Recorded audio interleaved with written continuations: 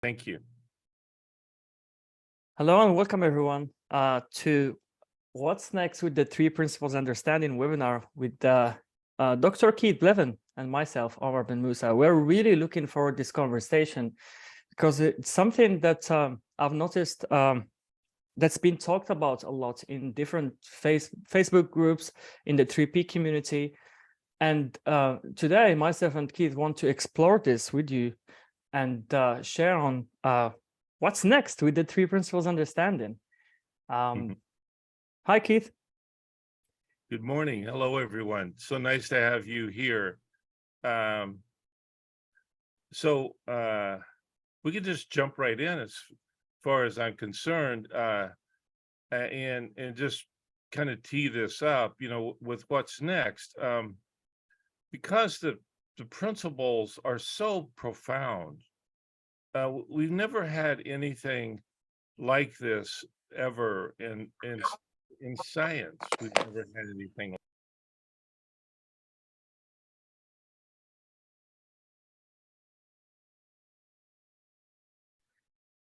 Keith, you're muted.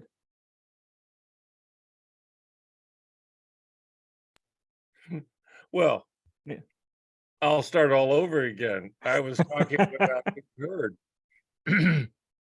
I just wanted to say that to jump in, and I know we've all, including myself, have had a glimmer of the profundity of the principles and what they mean, or a glimpse of that profundity.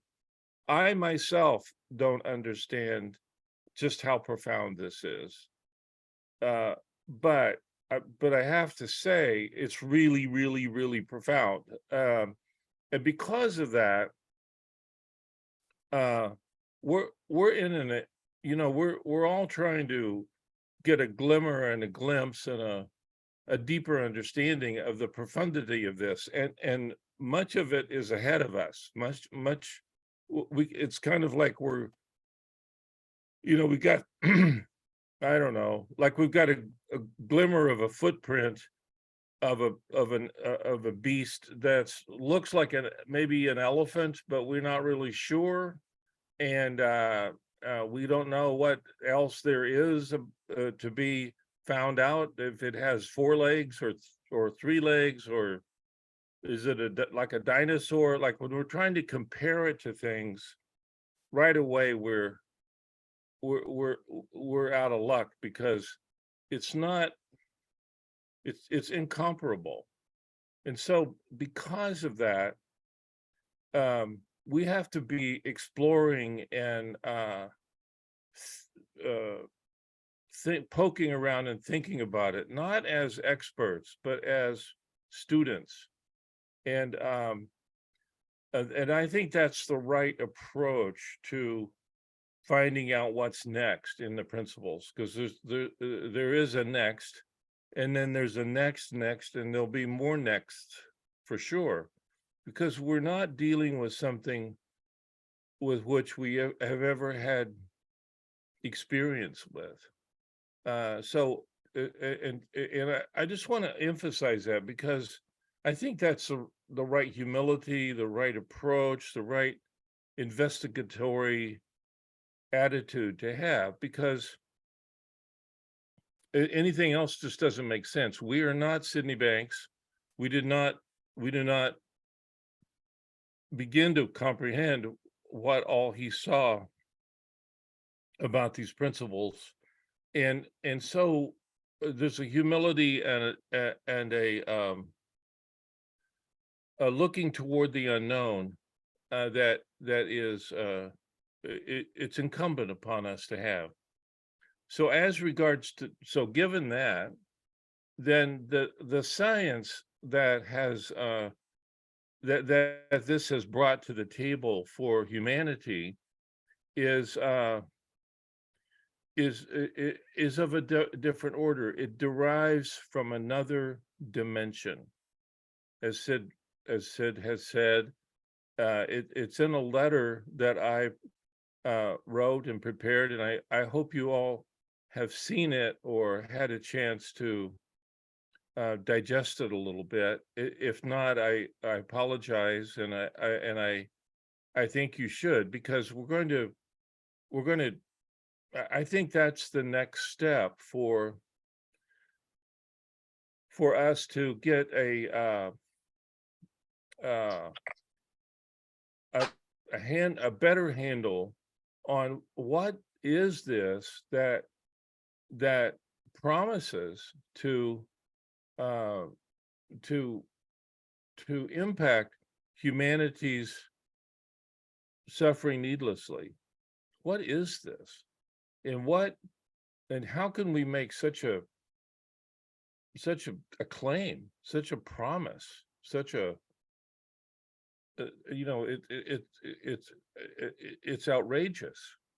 uh and I don't and I'm a careful scientist. I don't want to make I'm not inclined to make claims that I don't feel are honest. And this is one of those. This is one of those. And there are a lot of people that make claims that don't really hold water, but this one holds water. And and that's what's next about the three principles understanding. So in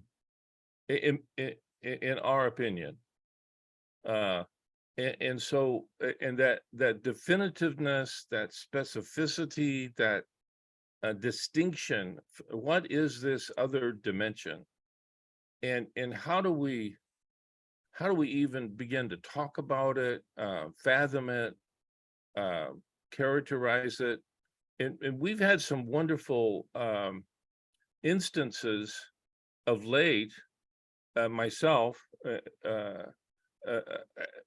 coming from other sciences and other authors, not three principles people particularly, even, that have forged a new level of respect by me of this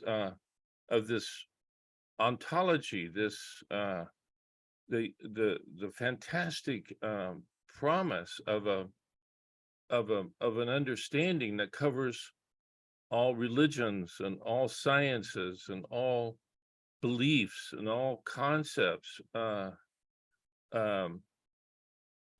Sidney Banks himself said, when he in his autobiography, that I presume none of you have ever read, but it's in there, and I've read it. He says that someone asked him, why did he put why did he include psychology? Why did he put this into psychology? And he said, oh, I didn't choose to do that. Psychology chose me. Did you just think about that? The humility and the perspective. I've never heard anyone ever even utter those words in my career. Psychology chose me, he said. And he said, the moment the true nature of mind was revealed to me, I knew deep in my soul I had found the secret that would put psychology and psychiatry into another dimension beyond anything known. And I want to underline that just for a second. Beyond anything known is beyond our egotism. I remember him saying, also in a recording that he made near his death, he said it was called The Ultimate Answer. And he said, and someone asked him about the ego, and he said, well, the ego is everything you think you know about this world. Well, that's vast, isn't it? That's a vast, whatever's beyond that. is not our ego. And so the science of that needs to be, we're going to approach that. That's what we're going to talk about here today. That's what we're going to build into a program that we're going to be doing next year, starting in January and lasting through June. A kind of an intense, pardon me, an intense study group to draw that line between the known and beyond anything known, and derive our course in January, and say again, this is where we think the next step involves us going beyond that line.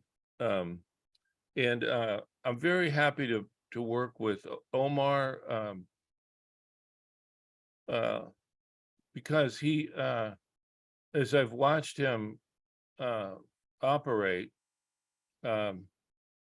he has that special proclivity to go beyond his known. And I think, and so we've teamed up together to do this call. We want to answer questions. Maybe I could ask you all, I don't know if I could see a show of hands because many people don't look like they're live on video, but have you seen the letter that I wrote to the, I thought I was writing it to everybody, but if anybody's live, you haven't, I gather, I see some heads shaking no. Is there some way that we could get that letter to them, Omar? Yes, I'll create a special page for it on my website. So after 1 hour after this call, just go to www.omarbenmoussa.com, and it will be under the scientific psychology of the future.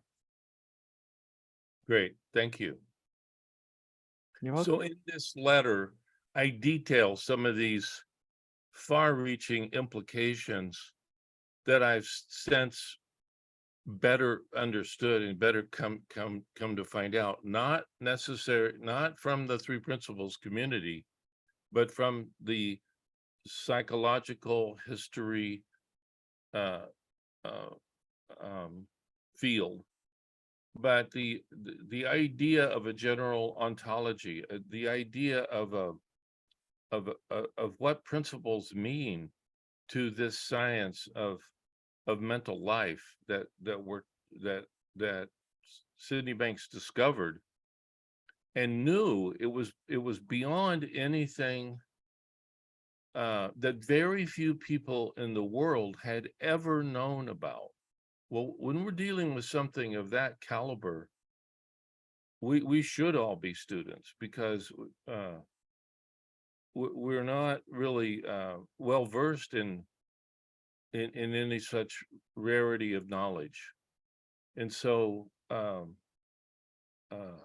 that's what's next, and I think it will continue to be what's next over the next while, because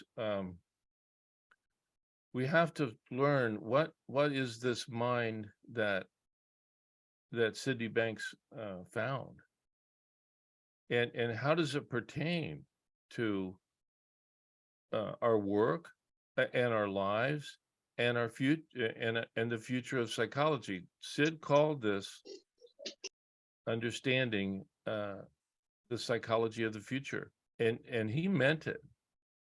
And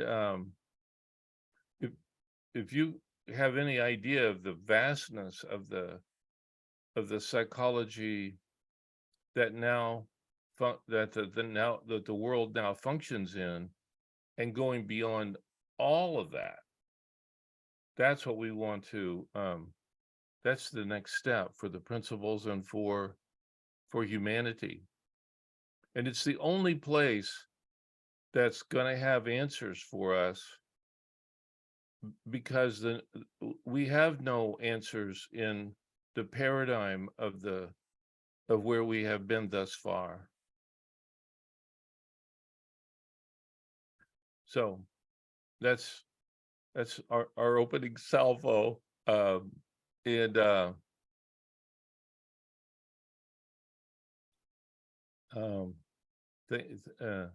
thank you for that. And Omar, do you have do you want to follow up, or you want to have anything to say? And then I don't know, maybe we'll decide where to go from here after Omar. Well, yeah. Thanks for sharing this, Keith. Like, I just want to go on and make it clear that like what's next with the three principles understanding is really grasping or seeing the scientificity and the specificity of the three principles understanding, which is not known to many in the community still. And I guess that the more we see that and understand the logic of it, that will drop our egos in many areas where we still have egos in. And it's what we call an ego misunderstanding, really. And I still have a lot of them. Mhm. And I'm still learning and seeing a lot about that. And I know that I will be still learning and seeing hopefully more of it. And the beautiful thing about that is that it's like there is no limit to it. Like, we are always students, and we're always learning. And I cannot call myself an expert, or I cannot even call myself that I know the three principles. In fact, when I thought at some point I thought I knew what this is about, I was suffering. And I was asking myself, why am I suffering? Like, I know the three principles. I mean, look at me, I'm reading The Missing Link and The Enlightened Gardener. But I didn't see that my ego took this camouflage effect of me, that I know it and I am the like, you should listen to me. And so when I saw through that, a whole new world opened up, like of seeing more. And it's like starting from scratch again, and then coming up with something beautiful, and then coming back to that same essence whenever I need to, and starting from scratch again and again and again. So yeah, would you like to open it up for questions, Keith, or do you have anything else to add? I can't think of anything. Okay. I'd be happy to launch further into any questions or comments, because well, that's what we're all about. And Yeah. that doesn't mean that we're, I'll say one other thing. It doesn't mean that we're just I don't know, making it up as we go, or flying by the seat of our pants, or don't know any. There's a line here. There's a line that Sydney Banks knew, and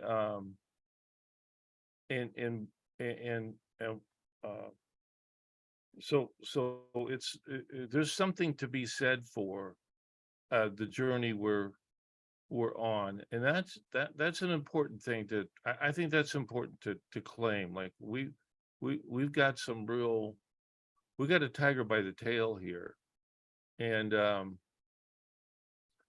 grab on and don't let go, because there's greater futures ahead for all of us. And but that will give you, I think there'll be an increasing confidence, an increasing passion for our work and for our lives that we haven't even begun to exhibit. And so with that said,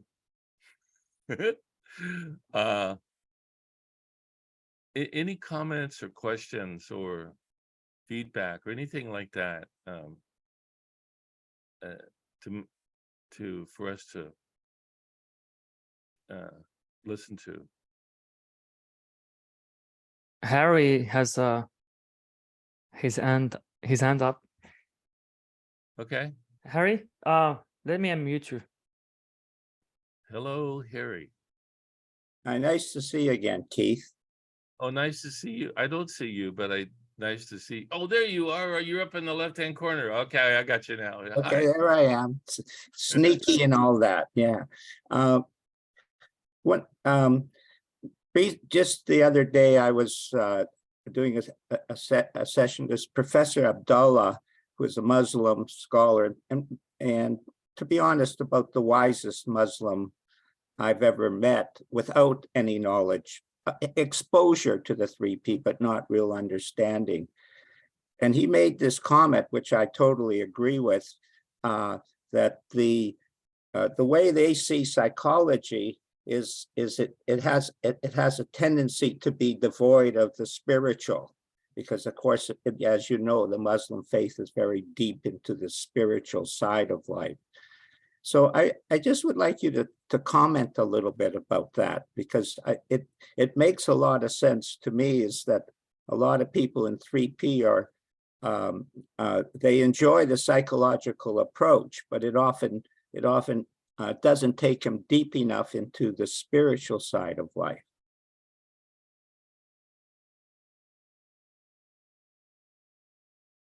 Well,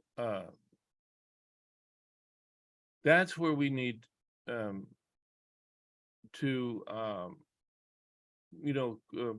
throw our energy toward, because when people say spiritual, now I've heard folks who use the word spiritual 30 times in an hour talk, as if they knew what that meant, as if that was it's kind of the new catchword, and that's not what we're talking about. We're talking about something that is that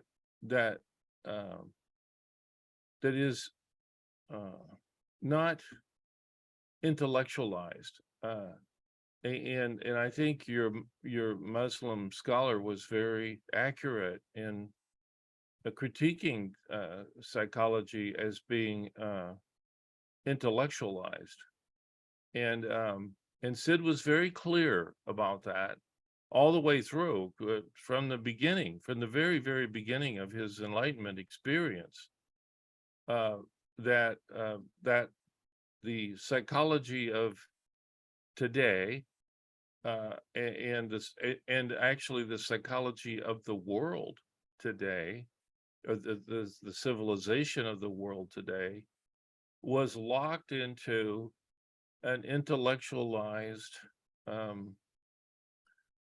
derived from an intellectualized limited domain, and the principles were derived from a completely other dimension, and he was the champion of that. He's held fast to that, and he knew that that there were very few people in human history that had a clue, had any idea about these three principles. And so he was such an adamant champion of that, of the rarity of this knowledge. And I think it behooves all of us to go back to that and hear that, and not be, because I can hear it in people's voices and in their tone. Well, these people, you know, they don't have this together, and we've now got this spiritual answer. Well, there's an ego in that attitude, and that I don't want any part of. That is not what we're forging ahead with. And be very careful when you guys listen to people, and listen to each other, and listen to us, to discern egotism, because egotism will claim authority, and it claim now Sid had the authority, but he never really, if you listen carefully to him, he never bragged about it. He never he couldn't stand, he wouldn't have stood it in himself to be of that mind, of an ego mind. And that's what that really changed him profoundly, and stuck with him throughout his career. And it's the sort of thing that I think we should all rededicate ourselves to, so that we get less ego, and less self-importance, and less of an attitude about what this is about, as if we know, we already know what it's about, and we expect other people to now come along to where we are. I don't expect other people to come along to where we are. And if you can fathom that difference, then I think you're listening pretty good. And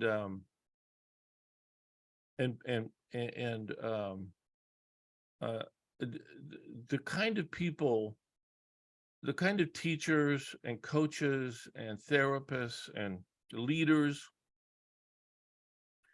that this understanding demands people to be,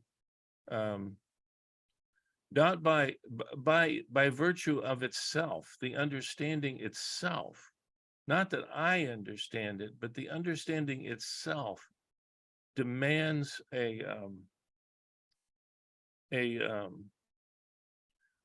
another level of teachers of this knowledge, and they could come from anywhere. They could be, there's no qualifications for them from any academic institution or elsewise. You can't go by how long have they been around the principles. You can't go by degrees. You can't go by how loud their voices, or how successful they are. How much money did they make last year? Well, that means that they really have got something true to communicate. That's not, those are not good criteria to go by. So be very, very discerning with your ears, and listen carefully, respectfully, but listen carefully, because egotism filters in, and it has a way of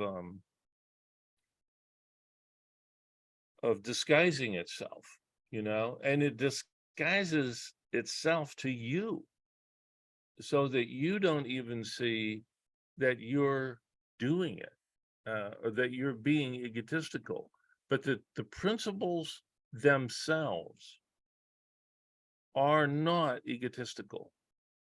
It's not that you can't be egotistical and teach the principles. If you try, you will fail. Now, you might not fail in terms of how much money you make. You might not fail in terms of how many admirers you get, but you will fail the principles. I think we have to be just to underline, to be just to listen really keenly. And the spiritual is not just because you say it's spiritual, or you use the word spiritual. The spiritual is not the spiritual world. Let me say it this way: the spiritual world and the physical world are one. And so there's not, you claim no superiority when you claim you got a spiritual message and negate the physical. It's not, the spiritual world is not separate. It's with. Now it's formless, so it doesn't have an easy well, it doesn't deal with better or worse or higher or lower or better feeling, worse feeling. All those criteria are irrelevant to the spiritual, because it's in another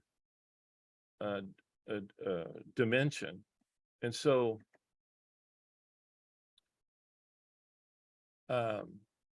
let's all just be careful and listen and discern, and you have to listen from your own wisdom to tell the difference, because that's all we've got to go on.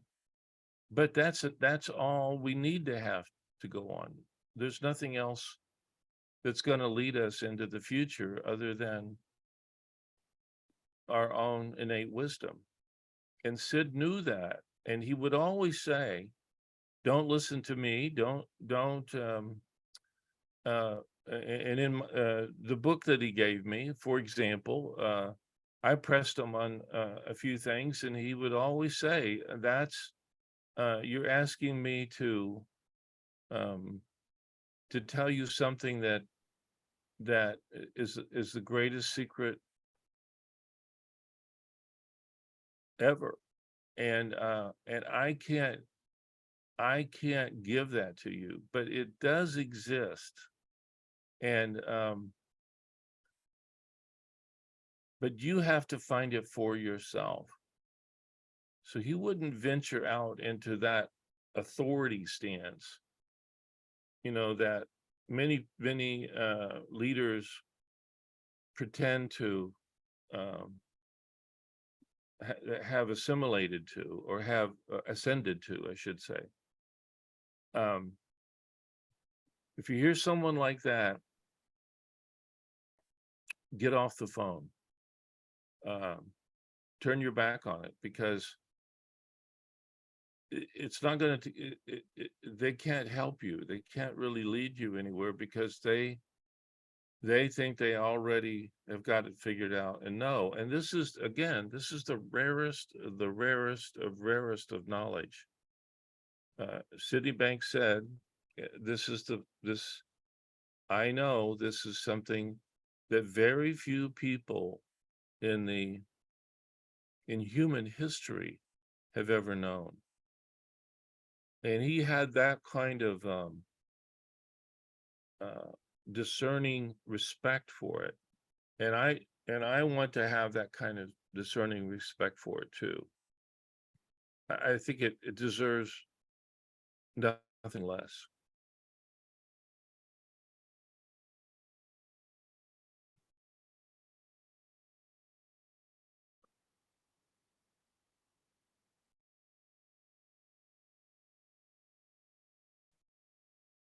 Maya, would you like to go next? Sure. Thank you. I love what you shared, Keith, and it's thrilling to be here. What triggers me about the title of your program is the thing about science. It's like it's so hard to understand, to just grasp this thing intellectually, and it's because it's not supposed to be intellectualized. And I hear a lot of people asking about, what is the proof that the three principles are working? What is the proof that this approach is really true? And they will be looking for evidence in the old-fashioned way, in the way that you can sort of describe a before and after results and outcome in sort of different areas. and to some level, it makes sense to compare it with the old psychological way of assessing people. But this approach cannot really reach as deep as it is, and to reach beyond, because that is where we're going. And I found myself recently questioning or asking the question that how can we sort of build methods to assess this new science and to present it in a way that will convince people. And the answer just came up that the evidence is not out there, because it's really from within, and that makes me curious, and I'm looking so much forward to being more curious about that, and to see how and what we're going to come up with from that space beyond. Yeah, so Well, thank humbling. No, I think you got it, kid. You're approaching it with the right attitude, and you're right. I mean, just think about it. Like, I mean, I have a doctorate in psychology, right? I was awarded my doctorate in 1975 from one of the finest institutions in the United States. They called my degree, the model that the faculty was using, scientist practitioner. The scientist practitioner model, very popular in psychology at the time, still is. But I was awarded a degree. If you think about it, I was awarded a degree in a field that had no foundation. There was no foundation to it, because there were no principles yet known to the field. Now, they were known to Sydney Banks after 1973. That's when this whole thing got started here, was 1973. And that was 81 years after the father of American psychology said psychology shouldn't go one step further until it finds her principles. Because he knew there was no one in the world that had a psychological principle. He said, we don't even know the terms with which to call them. Well, Sydney Banks knew the terms by which to call them straight away. But look at it. I mean, he was such an outsider. He wasn't like connected to Harvard University or these great universities, all of which they rushed ahead in the void, and the universities took over. Well, let's create a higher education.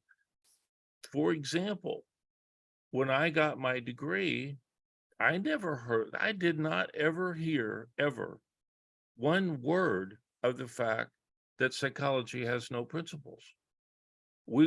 But we were plunging ahead, racing ahead to do some research and prove it. Well, we were proving it, and you said it very well, Maya. We were proving it according to this world that had no foundation. And so in my research, I did a comparative analysis of the problem-solving capabilities of 3 diagnostic subgroups: alcoholics, non-paranoid schizophrenics, and paranoid schizophrenics. And I did all the statistical analysis, and I did all the processes very precisely, scientifically. Don't forget, no science. It was not even based on a science. It was just, well, let's compare those guys. These guys must be fundamentally different than those guys. They seem to be different according to our eyeballs, not knowing that our eyeballs were deceiving us into thinking we were tracking something that was relevant to science. It wasn't relevant to science because it was not in a science. It was not based in a science. It was based on conjecture, good advice, separate camps, separate conceptions of human nature. It was a jungle out there. It was a chaotic mess. But we thought, well, let's do some research. Maybe that'll clarify the mess. Well, we were in the mess trying to get it clarified. And we did not know, I didn't have a clue what Sydney Banks, when he entered my life, he was speaking from another dimension. And he just categorically dismissed all of my training. And that, and many people didn't like that. And they, many people that weren't even trained professionals, but they had their ideas. And he wrote in our book, he said, I was puzzled, like, why would people dismiss what, they traveled thousands of miles. They kind of admitted that they didn't really know to him, and yet he would tell them what the truth was, and he could see, because of what they had in their heads, they said, oh, well, thank you very much, but the next ferry's leaving soon, and I got to catch the next ferry. And he knew, Sydney Banks knew that I'm laying it out right in front of their eyeballs, and they don't get it, and they're dismissing it, and I will never see them again. And they were 6 inches from the truth. And he said that, and he knew that, he saw that time and time and time and time again. And it puzzled him. Like, why aren't these really supposed to be really top people? Don't they have an open mind? Aren't they capable of listening? Aren't they capable of getting beyond their own egos to hear something maybe new, revolutionary, different? Very few people, very few.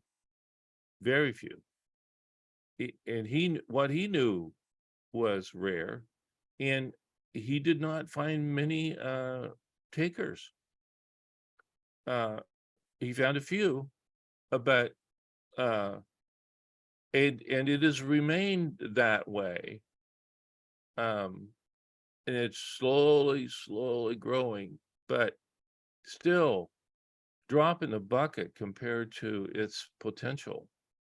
And I think one of the reasons for its slow growth is our egos.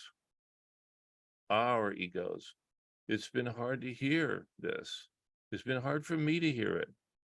And because of my own ego, I would think I knew something, and then I would get full of myself, and then fortunately I'd get boxed on the ears by Sydney Banks, and it would sort of rattle my cage, but it just kept coming back, and I just kept coming back. I just didn't know what else to do other than to just start all over again and start all over again and just keep listening, because I knew he knew, and I still know that he knew, and so so I threw out, I've never advertised any word of my dissertation. I spent thousands of hours on it, got it published in the Journal of Abnormal Psychology, but it's based on the paradigm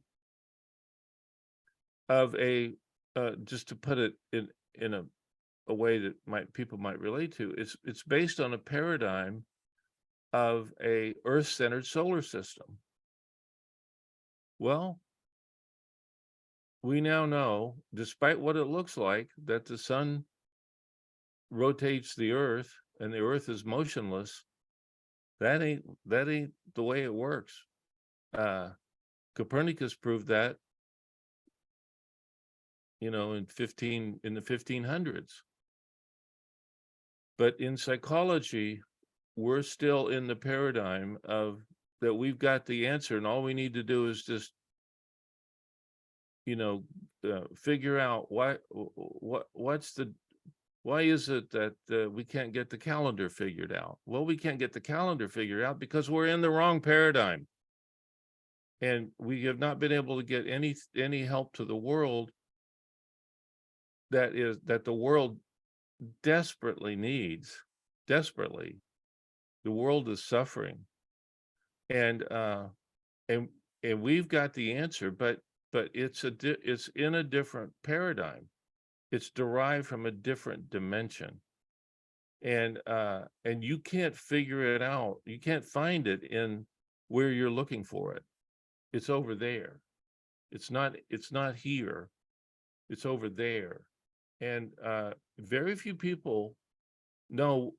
And we've been very poor communicators, if I may say so, about why is it not here and it's over there? What is over there? Well, that's this other dimension, and now we're getting more certainty and deliberation, distinction, and a line drawn that will help us to look where the answer is rather than where it isn't. We're still looking, even among three principles practitioners, we're guilty of still looking where it isn't. Because if we were looking keenly to where it is, it will mean greater results. But the results, like you're saying, are not going to be like, well, we're better than the other guys. It's not that. We're not even talking about that. We don't even care about that. We are not another subgroup, another psychology. This is the psychology. This is another based on another dimension. And so we don't have to, but lo and behold, this dimension that we're talking about, it does not have any anomalies in it. There's no, it covers everything. There's no holes in it. It's absolute.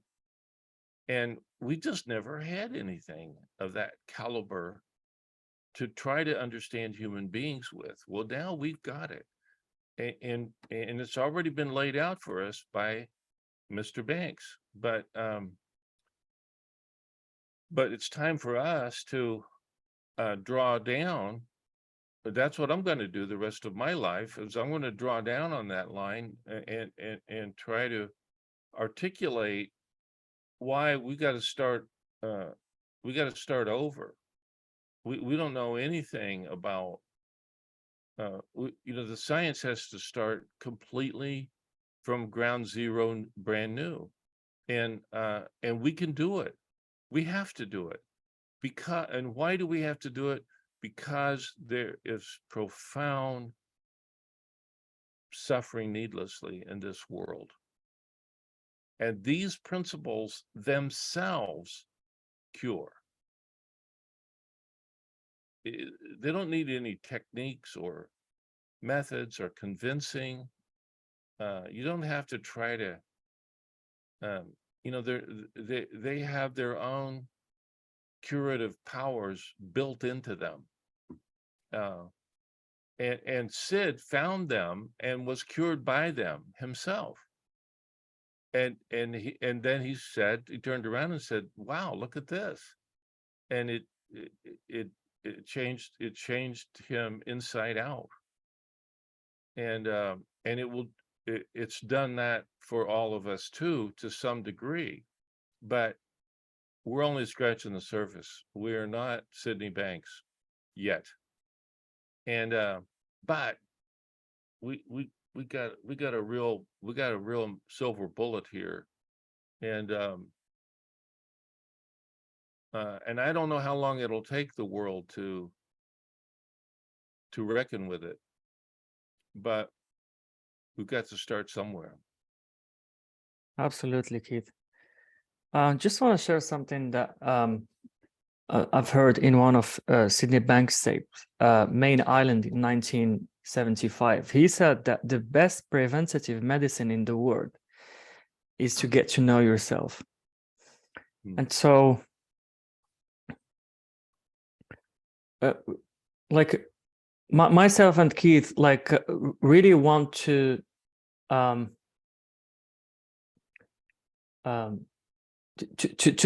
do this and share this with the world, and share this with our fellow three principal practitioner, and to show that there is a science here, and it's much simpler than we think it is.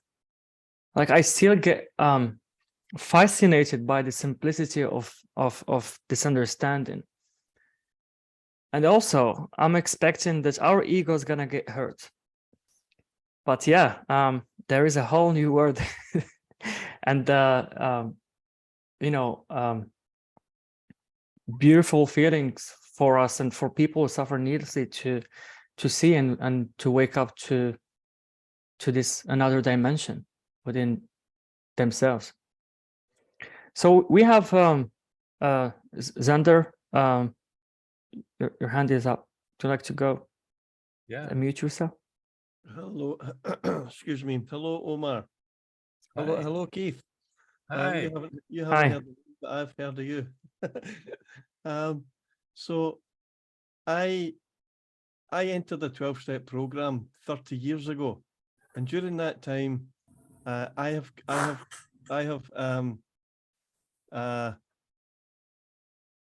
well, probably for about the past 25 years, I have been very interested in two things. Those two things were spirituality and psychology. And when I heard Sydney Banks in 2018, when I heard him talk about how psychology was the same as spirituality, or one was derived from the other, that made so much sense to me. That to me, that was like the last piece of a certain part of the jigsaw puzzle. Not the whole jigsaw puzzle, but and so recently I've done some research, and I found out that it was Descartes who, in the 17th century, asserted that the mind and the body were two entities that interact to form the human experience. For me, the spiritual and the psychology Certainly since I heard Sydney Banks say what he said, they've never been separated, right? The separation is illusion, and that separation, that illusion comes from the ego, the psychology, the mental, and so I'm very interested to know what to follow what you're going to be doing come January and what have you. So I just wanted to say that. That's it. Well, thank you. No, thank you. You're wise in your take on where we're of how the principles. It's really interesting when you see the simplicity of the principles: divine mind, divine consciousness, divine thought. Well, there, right there, is the greatest, the spiritual, the formless, and the form, and I don't know. I mean, Sid didn't know why this happened to him or why it occurred to him, but isn't that beautiful? Because every other person that I've ever met would have taken credit for it somehow. He had no ego left in him to take credit, to himself take credit for it. Yet he was a champion. He was a vicious, discerning champion for why this was different. And thank God he was, because he I've mentioned this to many people, but one time many years ago now, there was a fire, a campfire here, and there was a whole group of people in town where I live here studying the principles, and somebody asked out loud, said, Valda, my wife Valda, they said, you've been around Sydney Banks all these years. Put into what one word would you say characterizes your experience of Sydney Banks? And she said, confrontational. And it was like, it even rang in my ears, because I thought, well, how truer words were never spoken, because he was he brought a discernment, and he couldn't help himself but to exclude all the other things in the old paradigm or in the old conceptions, because if you're going to have human progress in terms of levels of consciousness, you've got to go beyond. You've got to have a controversial message. Elsewise, it's same old, same old. And now he didn't do it to be controversial. Clearly, he couldn't help himself. And that's science. That's the frontier of science. And this is the frontier of the science that psychology and all the sciences have been looking for. But they knew, even in the history of psychology, they knew that it was apt to come from psychology, not biology, not zoology, not archaeology, not anthropology, all these other fields, that psychology would be, and it was even known before Sydney Banks as the mother of science. And why would that be? Well, because it would be, all these sciences are based on human understanding, but who's doing the understanding? It's a human science. And what is the science of humans? Well, Sidney Banks found that out. And he made that connection. He called it the missing link. The science of humanity is connected to God. And then what you do with that, well, that is the what. The what is of these various sciences and religions, etc. But he would say, and I know you all have heard him say, it's not what you think, it's that you think. And that is a mystery to and it was a mystery to Sid too. Like he never had a good explanation for why he knew what he knew. He always would say, it just occurred to me, it happened to me. I knew there were three principles. He said, he says, and when he tells it in his autobiography, he just kind of says, I knew, his mother-in-law complained to him that who do you think you are? After his experience, she said, who do you think you are, Sid? You don't know the first thing about psychology. And he said, Grandma, you're right. I don't. But, and then he hesitated. And then he said, but I know this psychology is based on three principles: divine mind, divine consciousness, and divine thought. And I doubt that anyone in the field has even any idea that that's true. Boy, was he true about that. Was absolutely true. He knew he was in a new domain, a new paradigm, a new dimension. And but he spoke from it, and he attested to it, and he did it for the next 32 years. And he couldn't help himself. It wasn't like he was advocating for something. It was already proven to him. And he was just sharing his scientific revelation. This was a scientific revelation. And wow, I mean, that's something extraordinary. And I can't imagine that anyone would consider it to, I think our attitude towards it has to be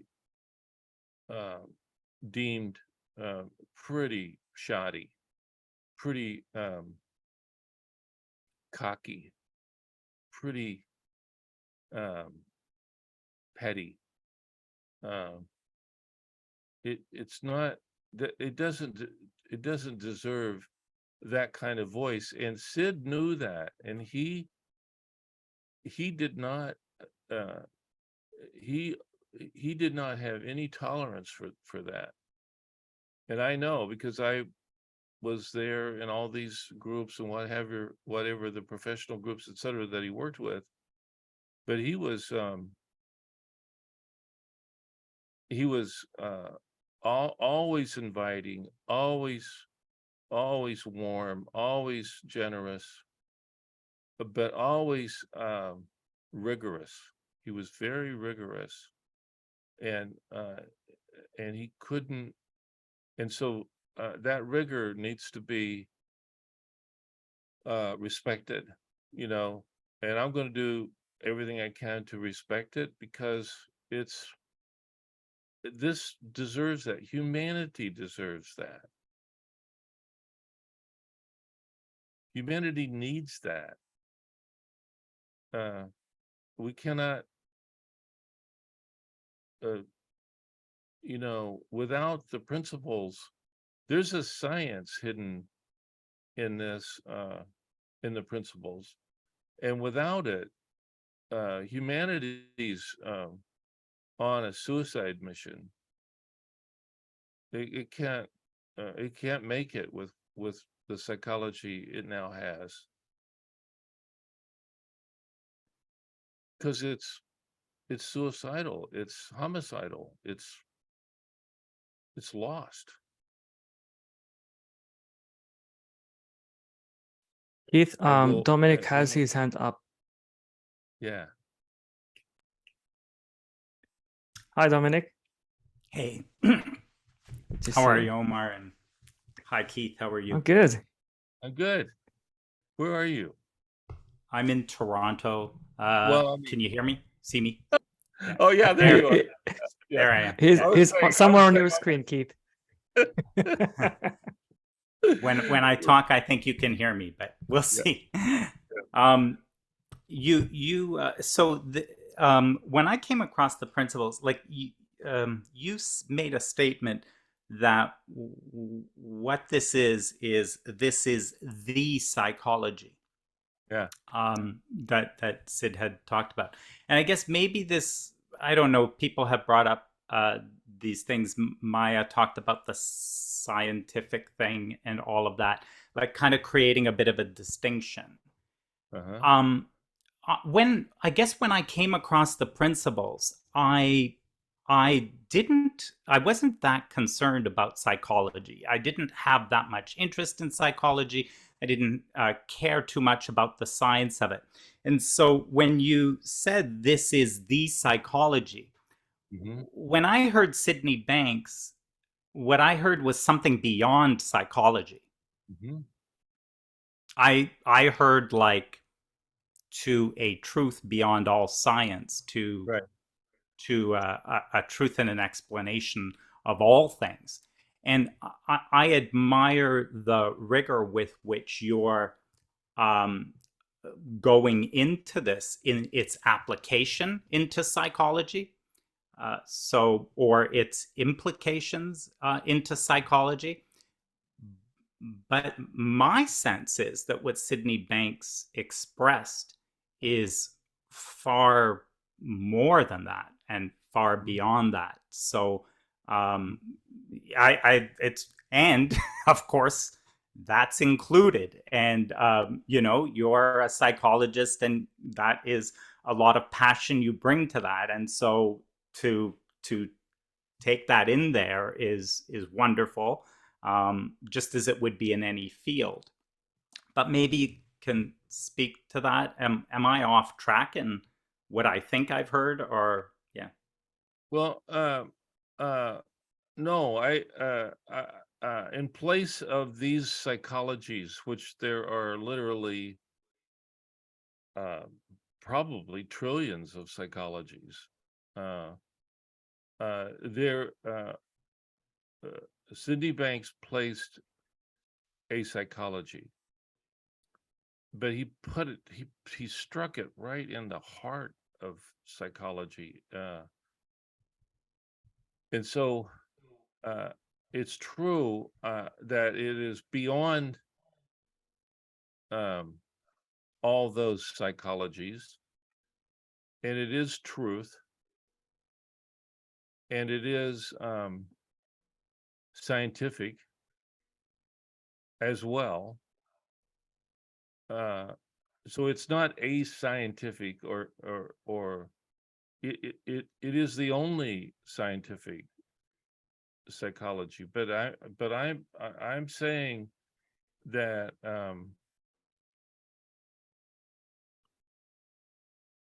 that truth is psychological, and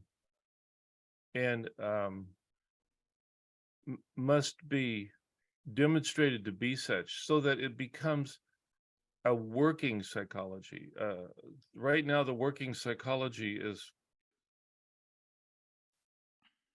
is chaos, but the world is chaos. So the psychology that that Sid says chose him. He says I didn't choose psychology; it chose me. And and as soon as and I'll mention it again, as soon as the moment the true nature of mind was revealed to me, So there's mind being revealed to me, the true nature of mind being revealed to me. I knew deep in my soul, I had found the secret that would put psychology and psychiatry into another dimension beyond anything known. Now, Sid, as you guys all know, I mean, he could not have struggled to articulate what his words were, so precise and so beautiful, so elegant. I don't think people can fathom it very well. Like I have to go over it and read it again. Like, what did he say there? Beyond anything known. The mind is beyond anything known. Uh, I had to really, and it Sid would say, I wish, I my own wish about myself is that I would be more intellectual. But he says if you could combine the intellect with the spiritual, then you've really got something. Well, he had the spiritual big time, but it didn't it really amaze you? Every single thing every transcript, I've had all of his recordings transcribed and studied them, and they're just gleaming beauties of precision, and that are that I struggle to fathom. And one of the three principles leaders said to me once, I was saying that Sid was a philosopher, and he said, no, he's not a philosopher, he's a scientist. And I said, so then I started to think about, well, what are these other great spiritual teachers, or like Christ or Buddha or Abraham? Would they be scientists? Well, of course they would be, but we've separated them over into religious leaders. But and William James was very onto this. He considered, he did not consider them to be that religion and psychology would be separate sciences. When I went to the university, I said, well, where's the religion department? They said, oh, that's across campus over there. We don't even talk to those people. Well, because it had gotten broken and segregated and separated. Well, Sid brought it. He said, no, don't. That's not logical. And I thought, well, not logical.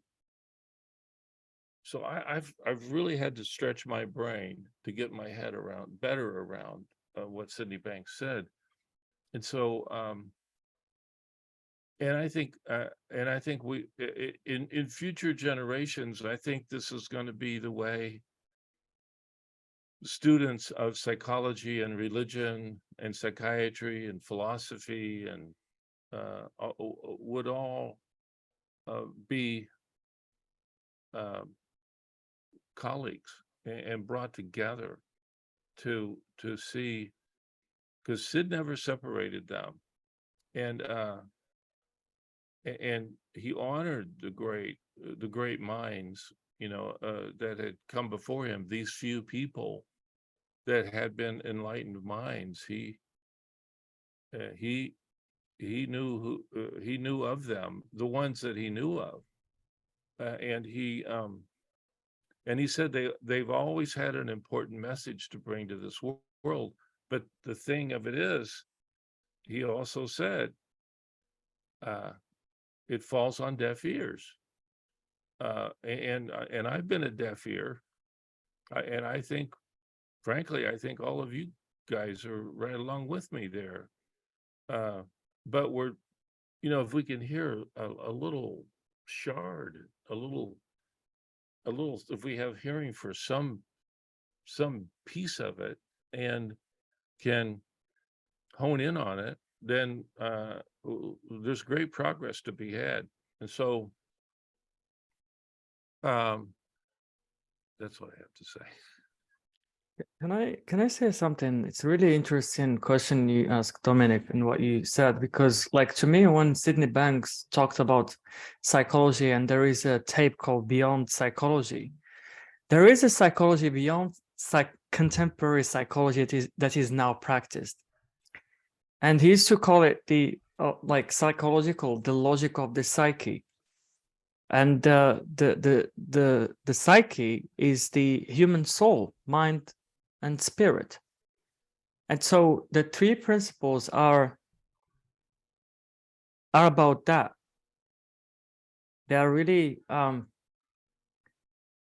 pointing us back to our true essence, beyond everything we believe, we know to be true, and that we can't really grasp intellectually.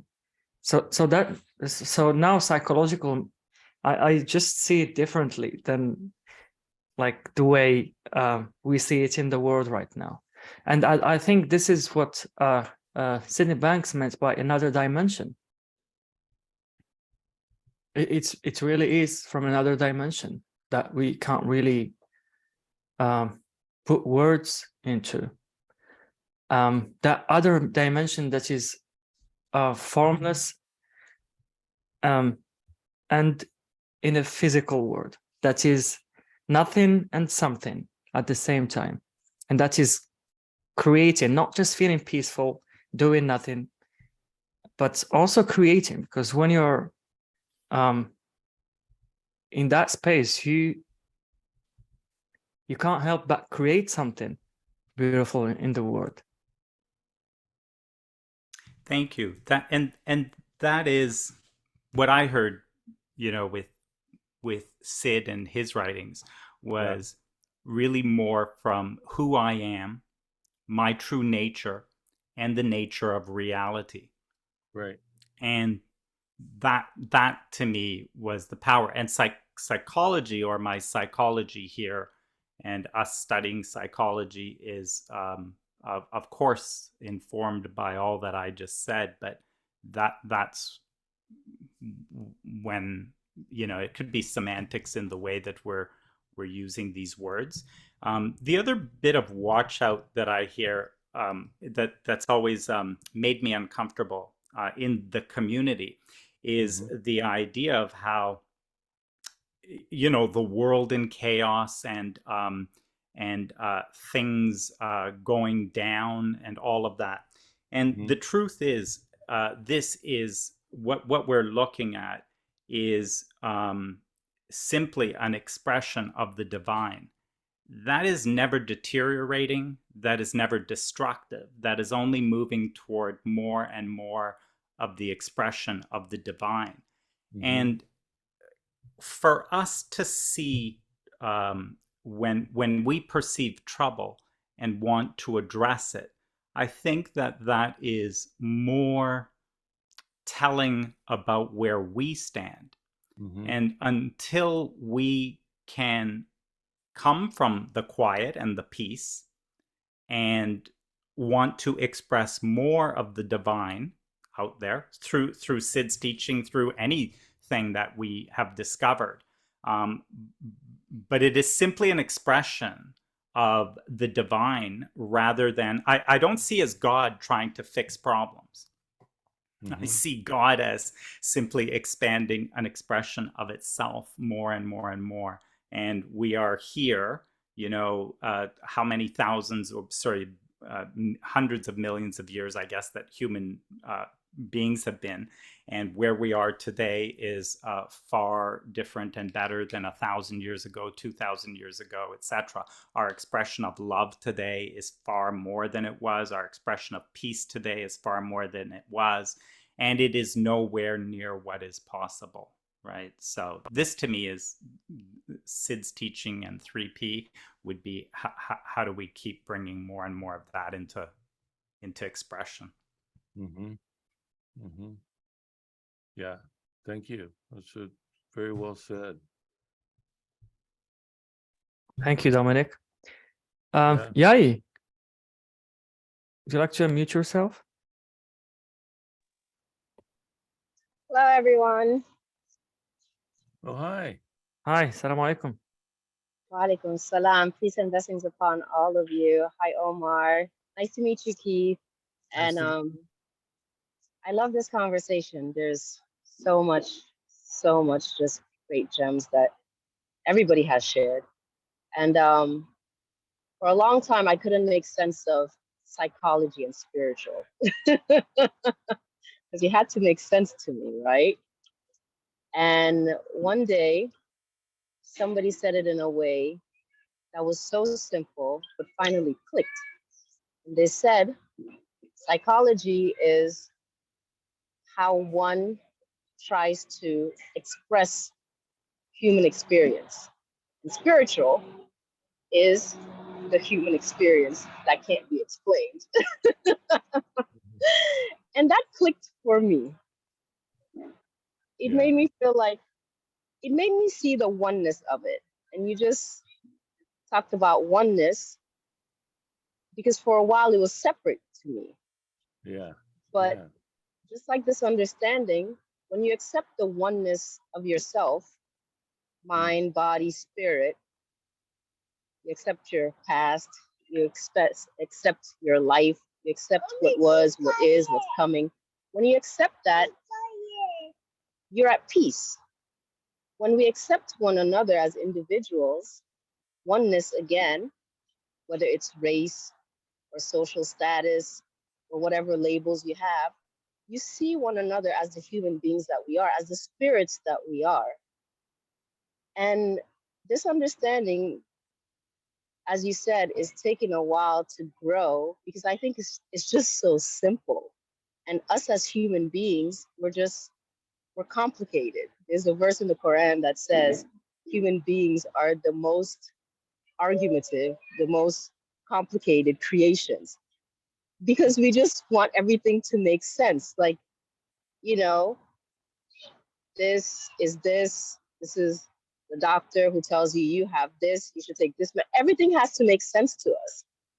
And how I see it, again, to just make sense to me and to just align with everything that you guys have said. Hopefully you guys can hear me okay. I'm in Manhattan in a park with toddlers. I'm sorry. But I see our psychology, our understanding as the grain of sand. And I see spiritual as the desert. We can tap into the impossible when we get into our spiritual, when we get into our wisdom, when we align with the divine. And, you know, I agree that it's our duty to spread this as much as we can.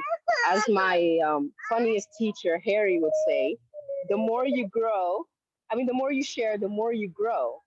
And it's like taking off layers of ourselves. The more we're sharing, and the way our teachers like yourself, Keith and Harry, and all the direct students of SID, the more you guys have been sharing, the more you're giving us an opportunity to go and do the same, because this thing is so limitless. Like, I've learned so much of myself, with just a little bit of the taste that I've gotten with maybe 2 years of this understanding. And it just keeps getting deeper and deeper. And the best part is it's exciting, but yet there's no stop. There's no limit to it.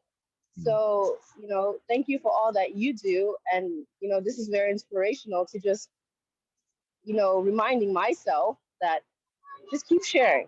Just keep sharing. And the world desperately needs this, yes. And it is, the cure to all illness, whether diagnosed or not. And, we do our best. And our best is just what we can do. So thank you.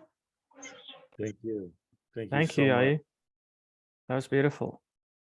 Shadrach. I just wanted to underline one thing that Oh yeah, sure.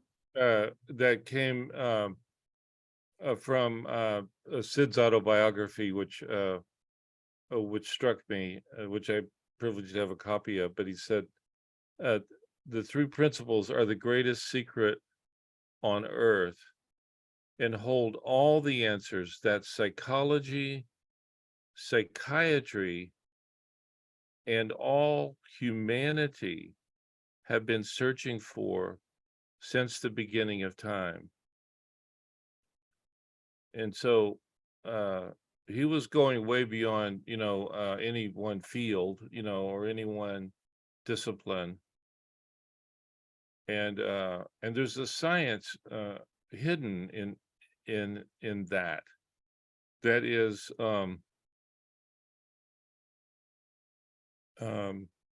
unifying. And I just wanted to mention that.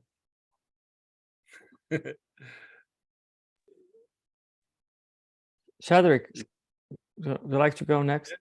Hi there. Yes, thank you. Hi, everyone. I'm Yes, Keith. Nice Hi, to see Shadrach. Good you. to see you.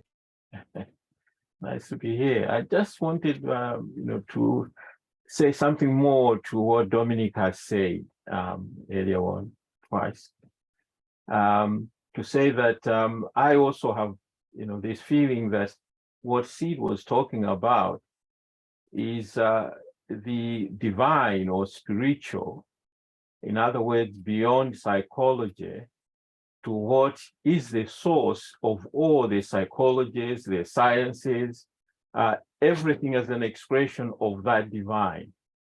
And probably one thing for me that Sine Banks has highlighted the most is the role that thought plays in that expression of the divine. I'm sure some of you know that the first aphorism of ancient Hermetic philosophy, ancient Egyptians, the first aphorism is that the all is mental. The world is mental. That was in ancient Egypt. So this is a deep understanding that goes way back to early mystics. And the other is also one that comes from Hermetic philosophy, and that is the understanding that the divine uses three forces to manifest.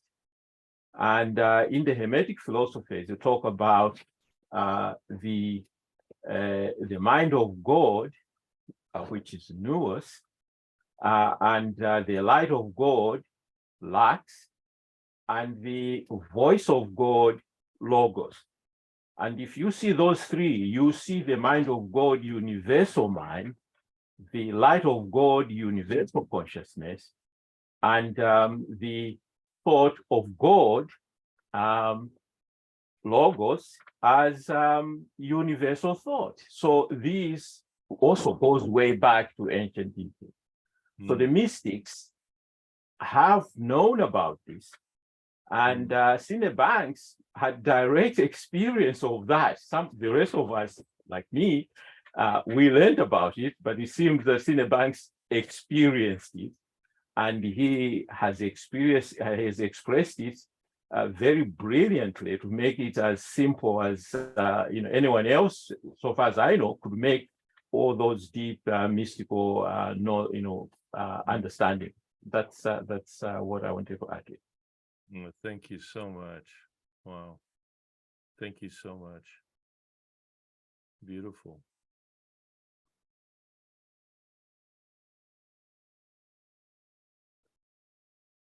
Beautiful. Thank you, Shadrach. Good Yeah. to see you. So we came to the end of this beautiful conversation. Yeah. So I hope you guys heard something in it, and for those of you who didn't receive the letter that Keith was talking about at the beginning, it's on my website,